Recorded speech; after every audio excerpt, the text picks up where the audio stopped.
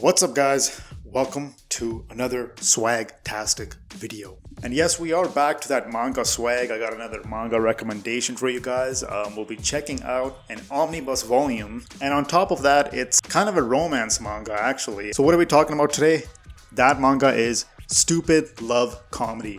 Now, it's a pretty interesting title. It definitely caught my eye, sort of. What manga will claim itself to be stupid?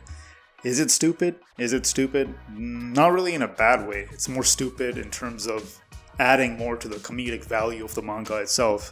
Stupid or silly, whatever you want to call it, this manga does not take itself seriously, and I believe that's a huge strength for this manga, and it works out in its favor, as one of the biggest highlights or strengths that it has is that it's a comedy romance manga.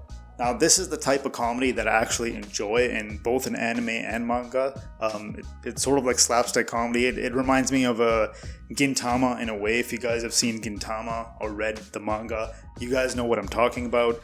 Another great example is Grand Blue Dreaming. Now, the comedy I'm referring to is when there's some kind of joke or something funny happens, but they also have these exaggerated expressions for the characters, and I don't know, it just really adds more to the comedy itself. I mean, I do consider myself a fan of anime or manga that honestly doesn't take itself seriously and knows that it's basically making a joke out of itself. That being said, yes, this is a romance manga as well, but yes, it's a good read, it's an enjoyable read, and you guys might have some moments where you ship certain characters, but those relationships might not ever come to fruition. Now, I'm not trying to spoil anything, but I do want to let you guys know that if you're looking for a meaningful romance manga, this is definitely not the place to look.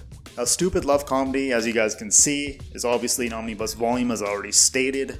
It compiles 3 separate single volumes into one. So yeah, it is pretty thick, as you guys can see here. There's a lot of pages, I believe about 600 pages roughly. Another big plus is that it is published by Yen Press, so you guys can be assured of the quality, the cover and everything. It feels spot on. I don't really have any issues with the quality itself. And of course, you have the colored pages. Now, I think there's only a couple colored pages at the beginning of the volume. I sort of wish they had more colored pages, like near the middle of the volume or the end of the volume. But story-wise, I don't really have much to say. The story revolves around this girl who's pretty much a mangaka. Her editor ends up changing. She has this editor that's 50, 60 years old. So yeah, this old guy gets replaced by some 20-year-old guy who is basically a fantasy for every female in every single shoujo manga. Okay, that's maybe a slight exaggeration, but that's pretty much the story. The female mangaka pretty much starts developing feelings towards him. I mean, the best way I can explain this manga is it's pretty much a perfect mixture of comedy and romance, but you're never really gonna get a full focus on the romance, and you're never gonna get a fully complete, if you're looking for just comedy, it's a mix of the two. If you're looking for meaningful, a meaningful romance manga, like I said, man, this is not the place to look. But this is basically just a laid back, chill read if you want to read something that's feel good, want to have a couple of laughs.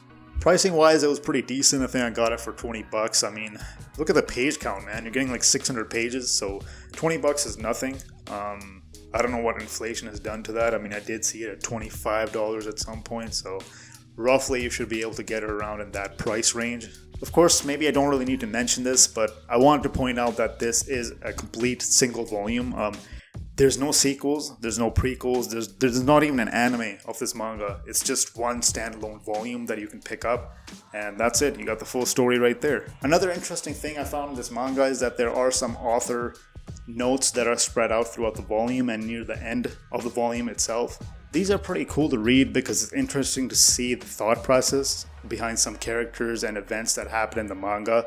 Through these notes, I was able to pretty much find out that this manga is more or less based loosely on a true story that the author himself experienced. Or herself, I should be saying. I believe it's a female mangaka. But yeah, guys, that's basically it for Stupid Love Comedy. I can recommend this manga for anyone that's looking for a good read, just to have a good time, 600 pages, it's gonna last you quite a bit, maybe a couple days. I did find that the main character doesn't really have a personality of her own. She seems like a very stereotypical manga female lead. She doesn't really bring anything new to the table, and the way she reacts and her reactions are kind of predictable, and like I said, it's not something that you haven't seen before in the past, either whether it's in manga or anime. But yeah, I digress. That's pretty much it for this review. Thank you again for watching, guys, and I will see you on the next review, unboxing, or reaction. This is Rich Taku signing off.